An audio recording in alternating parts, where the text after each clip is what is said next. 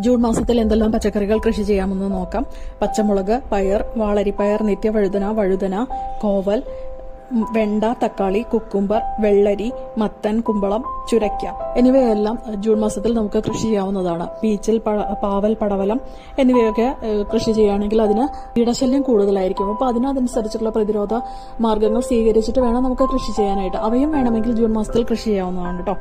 അതുപോലെ ചുവന്ന ചീര ജൂൺ മാസത്തിൽ കൃഷി ചെയ്യാൻ പാടില്ല. കാരണം അതിൽ ആ ഇലകളിൽ, ചുവന്ന ചീരയുടെ ഇലകളിൽ വെളുത്ത പുള്ളിക്കുത്തുകളെല്ലാം വന്നിട്ട് ചീര നശിച്ചു പോകാനുള്ള സാധ്യതയുണ്ട്. മഴക്കാലമായതിനാൽ ഉയർന്ന തടങ്ങളിൽ കൃഷി ചെയ്യുക. ഉണക്ക ചാണകപ്പൊടി, വേപ്പിൻ പിണ്ണാക്ക്, എല്ലുപൊടി, കടല പിണ്ണാക്ക് എന്നിവ വളമായിട്ട് ഇട്ടുകൊടുക്കുക. കടഭാഗത്ത് എപ്പോഴും ആര്യവേപ്പിന്റെ ഇലയോ ശീമക്കൊന്നയുടെ ഇലയോ കമ്മ്യൂണിസ്റ്റ് പച്ചയുടെ ഇലയോ കൊണ്ട് പുതയിടുക. കടയ്ക്കൽ വെള്ളം കെട്ടിക്കിടക്കാതെ ശ്രദ്ധിക്കുക.